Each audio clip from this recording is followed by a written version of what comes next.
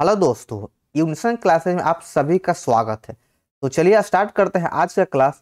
इस क्लास में हम लोग रुक्मणी के वॉल्यूम 2 का सेट नंबर 4 करेंगे। इस बुक में कुल 20 प्रैक्टिस सेट दिया गया है, जिसमें अभी तक हम 3 सेट को कंप्लीट कर चुके हैं और आज हम लोग टेस्ट सीरीज नंबर 4 करेंगे। तो वीडियो के अंत तक बने रहें और चैनल पर नए हैं तो चैनल को सब्सक्राइब करना ना भूलें और बेल आइकन बटन को जरूर दबाएं। तो देखते हैं हम लोग पहला क्वेश्चन है 2024 ग्रीष्मकालीन ओलंपिक कहाँ आयोजित किया जाएगा। इसका आयोजन फ्रांस में किया जाएगा। ऑप्शन नंबर ए सही है। 2024 का ग्रीष्मकालीन ओलंपिक खेल फ्रांस में आयोजित किया जाएगा। अक्टूबर 2023 में भारतीय मूल के किस वैज्ञानिक को फैराडे पदक से सम्मानित किया गया है। यह सम्मान आरोग्य स्वामी पॉलराज को दिया गया है। ऑप्शन नंबर डी सही है। अगला क्वेश्चन है कि भारत ने हाल ही में दिसंबर 2023 में किस देश के साथ अपने राजनयिक संबंध के 50 साल पूरे होने का जश्न मनाया है। इसका सही आंसर हो जाएगा ऑप्शन नंबर डी, कोरिया गणराज्य। चौथा क्वेश्चन है सार्क के सदस्य देशों की संख्या कितनी है। तो सार्क ग्रुप में कुल 8 सदस्य देश हैं। ऑप्शन नंबर ए बिल्कुल सही है। और ये 8 देश है, पहला भारत, पाकिस्तान, बांग्लादेश, नेपाल, भूटान, श्रीलंका, मालदीव एवं अफगानिस्तान है। अगला प्रश्न है किस राज्य ने 1994 के बाद पहली बार जीतकर पदक तालिका में प्रथम स्थान प्राप्त करके राजा बलिंद्रा ट्रॉफी मेमोरियल राष्ट्रीय खेल अवार्ड प्राप्त किया है।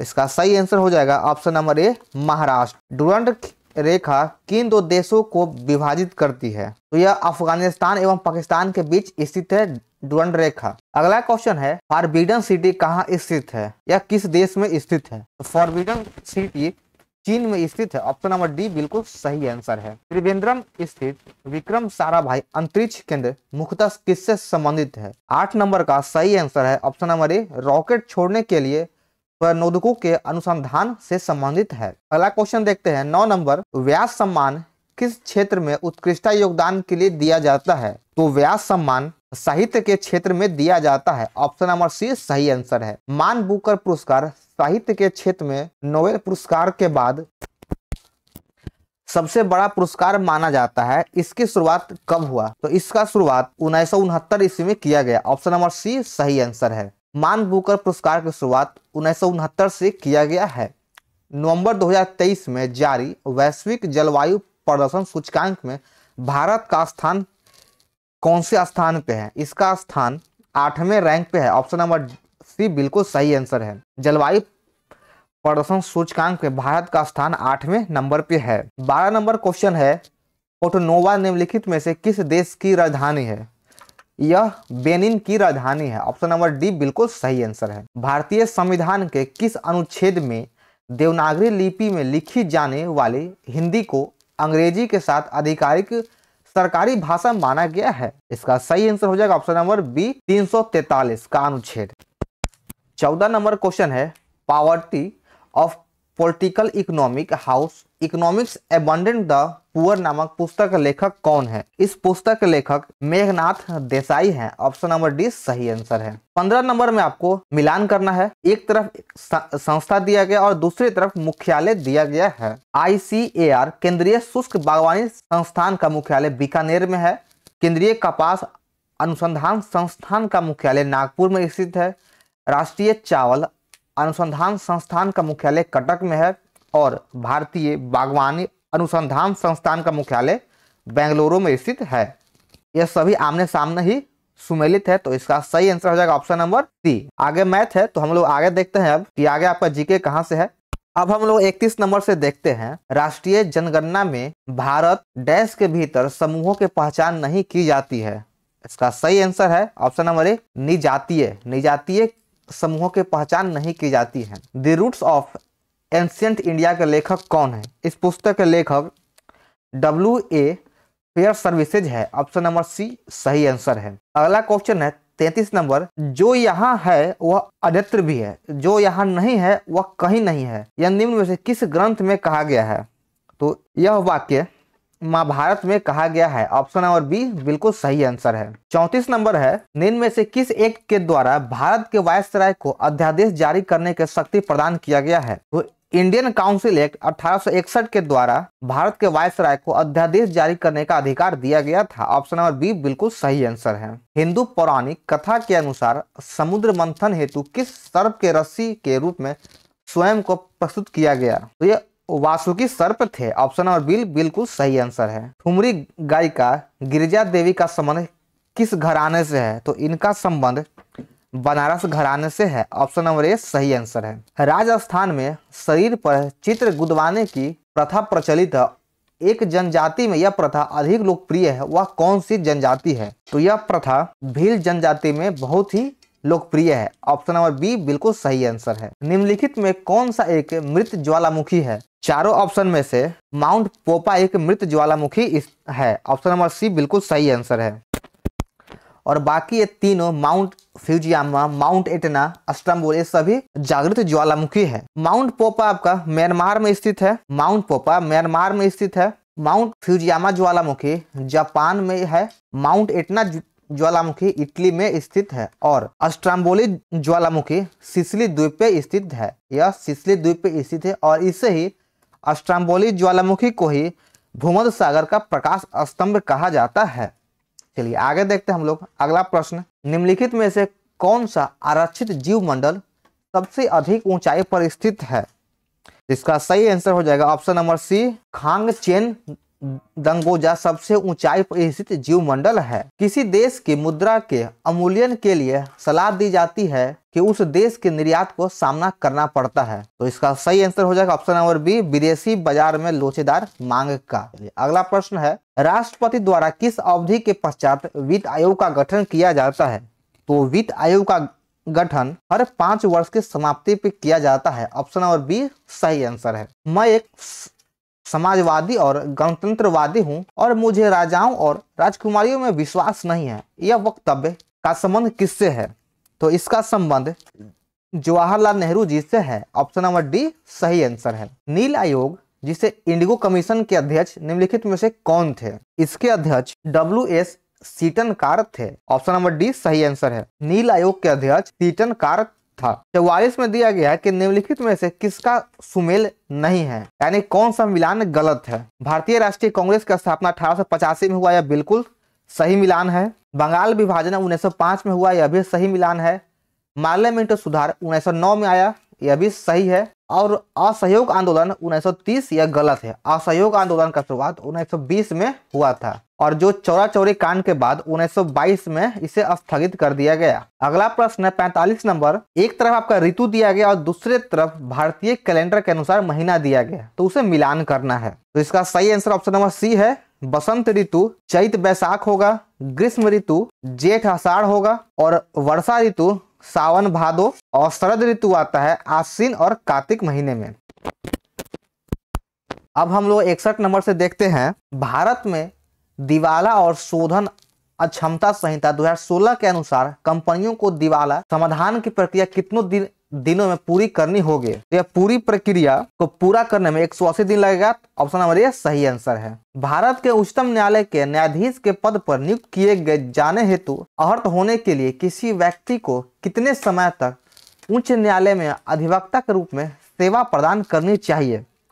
तो उसे 10 वर्ष तक सेवा प्रदान करना होगा। ऑप्शन नंबर डी सही आंसर है। अगला क्वेश्चन है, राष्ट्रपति के चुनाव के लिए किसी राज्य विधानसभा के निर्वाचित सदस्यों के मतों की संख्या किस प्रकार ज्ञात की जाती है? इसका सही आंसर ऑप्शन नंबर ए। इसमें राज्यों की कुल जनसंख्या और विधानसभा के निर्वाचित सदस्यों की कुल संख्या को 1000 से भाग दिया जाता है। ऑप्शन नंबर ए सही आंसर है। भारतीय संविधान के किस अनुच्छेद में यह प्रावधान किया गया कि राष्ट्रपति की सहायता करने और उसे सलाह देने के लिए प्रधानमंत्री की अध्यक्षता वाली एक मंत्रिपरिषद होगी, जिसकी सलाह के अनुसार राष्ट्रपति अपने कार्यों का निर्वाह करेंगे? इसका उल्लेख अनुच्छेद 74 के 1 में किया गया है। ऑप्शन नंबर सी सही आंसर है। चलिए आगे हम लोग बढ़ते हैं। आगे देखते हैं 65 नंबर से। हुआ आंदोलन का प्रणेता कौन था? इस आंदोलन के प्रणेता हुइन फूसो थे। ऑप्शन नंबर ए बिल्कुल सही आंसर है। एशिया का मरीज के नाम से किसे जाना जाता है? एशिया के मरीज के रूप में चीन को जाना जाता है। ऑप्शन नंबर बी सही आंसर है। भारतीय संविधान के अनुच्छेद 32 और 226 के तहत कितने प्रकार के रिट जारी किया जाता है? तो इन दोनों अनुच्छेद के तहत 5 प्रकार की रिट जारी किया जाता है। ऑप्शन नंबर बी सही है। 68 नंबर में है कि निम्नलिखित में से कौन सा कथन असत्य है? तो इस चारों ऑप्शन में से ऑप्शन नंबर डी आपका असत्य है। कुटिल लिपि का प्रचलन 10वीं शताब्दी में शुरू हुआ, यह गलत है। अगला क्वेश्चन है 69 नंबर, संविधान के किस अनुच्छेद में व्यवस्था की गई कि प्रत्येक राज्य शिक्षा के प्राथमिक स्तर पर मातृभाषा में शिक्षा की पर्याप्त सुविधाओं की व्यवस्था करने का प्रयास करेगा? इसका सही आंसर है ऑप्शन नंबर सी। इसका उल्लेख अनुच्छेद 350 के क में किया गया है। 70 नंबर है, पंचायती राज से संबंधित निम्नलिखित कथनों में से कौन सा कथन गलत है यानी सही नहीं है? तो 70 का सही आंसर ऑप्शन नंबर बी है। 73वां संविधान संशोधन 15 अगस्त 1993 से प्रभावी हुआ, यह बिल्कुल गलत है। 73वां संविधान संशोधन का प्रभाव 24 अप्रैल 1993 से प्रभावी हुआ। बाकी सभी ऑप्शन आपका सही है। अगला क्वेश्चन है, योजना अवकाश की अवधि का संबंध किससे है? 71 नंबर का सही आंसर ऑप्शन नंबर बी है। योजना अवकाश 1966 से 69 तक चला। भारतीय योजना के संदर्भ में निम्नलिखित कथनों पर विचार कीजिए। कथन 1 में दिया गया है कि द्वितीय पंचवर्षीय योजना ने भारी उद्योग की स्थापना पर बल दिया। तृतीय पंचवर्षीय योजना ने औद्योगिकरण की नीति के रूप में आयात प्रतिस्थापन की अवधारणा को प्रारंभ किया। तो इसका सही आंसर हो जाएगा ऑप्शन नंबर सी। इसमें कथन 1 और 2 दोनों सही है, क्योंकि द्वितीय पंचवर्षीय योजना में ही सभी भारी उद्योगों की स्थापना किया गया था। अगला क्वेश्चन है, अंग्रेजों और बर्मा के बीच हुए संधि के परिणाम स्वरूप 1826 में अंग्रेजों ने असम को हड़प लिया, किस संधि के तहत? तो यह यानडूब के संधि के तहत हड़प लिया था। ऑप्शन नंबर सी सही है। अंग्रेजों ने असम को यानडाबू के संधि के तहत असम को हड़प लिया था। अगला क्वेश्चन है, नीति आयोग के विषय में निम्नलिखित में से कौन सा एक सही नहीं है? तो इसका सही आंसर ऑप्शन नंबर बी। इसमें एक पूर्वकालिक अध्यक्ष होता है, यह बिल्कुल गलत है। 75 नंबर क्वेश्चन है, महात्मा गांधी ने साबरमती से लेकर दांडी तक प्रसिद्ध नमक यात्रा की शुरुआत की थी और दांडी गुजरात के किस जिले में है? दांडी गुजरात के नवसारी जिले में स्थित है। ऑप्शन नंबर बी सही है। आगे आपका रीजनिंग स्टार्ट है, तो हम लोग इसे स्किप करेंगे और साइंस के प्रश्न को देखेंगे। आपका 81 नंबर से शुरुआत है, और 81 भी रीजनिंग है, तो हम लोग इसे स्किप करते हैं। आगे देखते हैं हम लोग, तो देखते हैं 91 नंबर से कि निम्नलिखित में से उर्वरक क्रांति से कौन सा रंग संबंधित है? उर्वरक क्रांति से भूरा रंग संबंधित है। ऑप्शन नंबर बी सही आंसर है। असम और अरुणाचल प्रदेश को जोड़ने वाला भारत का सबसे लंबा सड़क सह रेल पुल क्या कहलाता है? तो इसको बोगीबील ब्रिज कहा जाता है। ऑप्शन नंबर बी सही आंसर है। असम और अरुणाचल प्रदेश को जोड़ने वाला भारत का सबसे लंबा सड़क पुल और ये रेल पुल भी है, उसे बोगीबील ब्रिज कहा जाता है। अगला प्रश्न है, भारत के किस राज्य में शिशु मृत्यु दर सबसे कम है? इसका सही answer option number B, Kerala में शिशु मृत्यु दर सबसे कम है। सीसी शहर और सीरी दुर्ग का निर्माण किसने करवाया था? इसका निर्माण अलाउद्दीन खिलजी के द्वारा किया गया था। ऑप्शन नंबर सी सही आंसर है। भारत में वन नीति 1952 ईस्वी का संशोधन कब किया गया? इसका संशोधन 1988 ईस्वी में किया गया था। ऑप्शन नंबर डी सही आंसर है। आगे हम लोग 97 नंबर से देखते हैं, हाइड्रोजन आवर्त सारणी के किन दो समूहों के गुणों से मेल खाता है? इसका सही आंसर ऑप्शन नंबर सी, समूह 1 और समूह 17 से मेल खाता है। निम्नलिखित में से किन्हें ऊर्जा संग्रहण के लिए प्रयोग किया जाता है?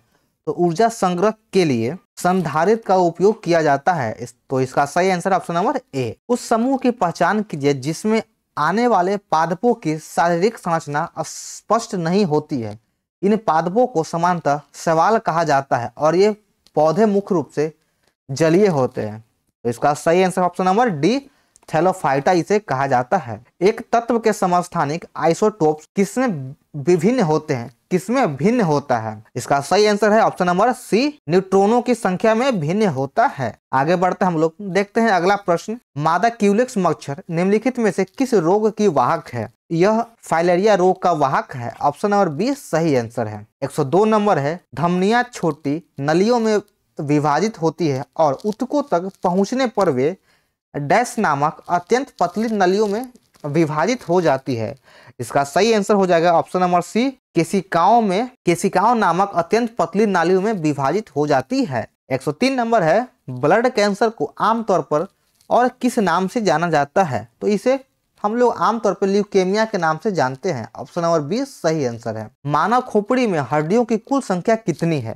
तो मानव खोपड़ी में हड्डियों की कुल संख्या 29 होता है। ऑप्शन नंबर सी सही आंसर है। 105 नंबर में आपको मिलान करना है। इसमें कहा गया कि निम्नलिखित में से किस में सल्क होता है? इन चारों ऑप्शन में से किस में सल्क होता है? इसका सही आंसर हो जाएगा ऑप्शन नंबर सी। केवल 2 और 3 में सल्क होगा, वो है पीसीज और सरीसृप में सल्क होता है। 106 नंबर रीजनिंग है, तो इसे हम लोग छोड़ते हैं। 122 नंबर देखते हैं, निम्नलिखित में से किसके उपचार के लिए अर्जुन वृक्ष की छाल का उपयोग किया जाता है? इसका सही आंसर हो जाएगा ऑप्शन नंबर सी। हृदय रोग के लिए अर्जुन वृक्ष के छाल का उपयोग किया जाता है। आगे हम लोग देखते हैं 123 नंबर से, मानव शरीर की पीएच रेंज कितना होता है?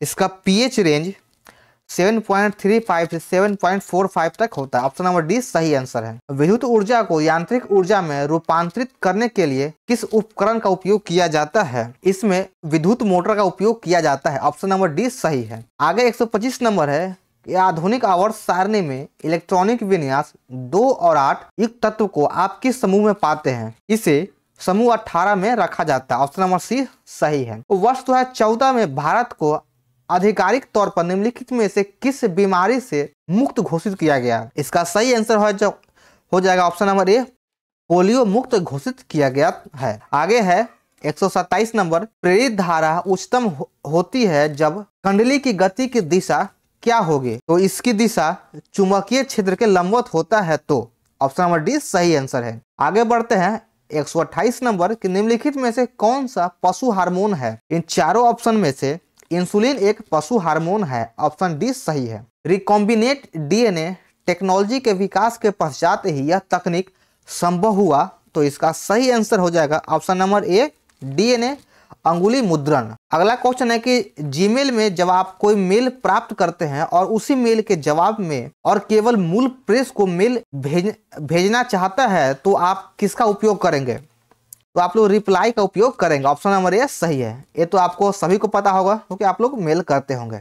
131 नंबर है, इसमें आपको मिलान करना है, तो इसका सही आंसर हो जाएगा ऑप्शन नंबर बी। कुनैन का उपयोग मलेरिया रोग में किया जाता है, क्रोसिन का उपयोग ज्वर में किया जाता है और एविल का उपयोग एलर्जी में किया जाता है और कंपोज का उपयोग नींद में किया जाता है। चलिए अगला प्रश्न 132 नंबर कि जिसके नीचे पदार्थ ठंडा नहीं हो सकता वह न्यूनतम संभव ताप क्या है?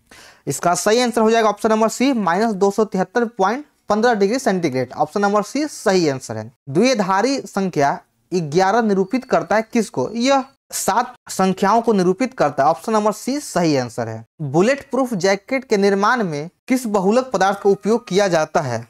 तो इसमें केवलर का उपयोग किया जाता है। ऑप्शन नंबर सी सही आंसर है। कौन से विद्युत चुम्बकीय तरंग नहीं है? इन चारों ऑप्शन में से ध्वनि एक विद्युत चुम्बकीय तरंग नहीं है। ऑप्शन नंबर सी सही आंसर है। तो यहाँ आपका जीके और जीएस का प्रश्न समाप्त हो गया है। तो आप लोग का वीडियो कैसा लगा कमेंट करें, लाइक करें और चैनल को सब्सक्राइब करना ना भूलें और इस वीडियो को ज़्यादा से ज़्यादा शेयर करना ना भूलें। और बिहार एसएससी के लिए साइंस का भी इंपॉर्टेंट प्रश्न का सीरीज चलाया जा रहा है, जिसका लिंक डिस्क्रिप्शन बॉक्स में दिया गया, आप उसे जाकर देख सकते हैं। तो चलिए हम लोग मिलते हैं फिर अगले वीडियो में। जय हिंद।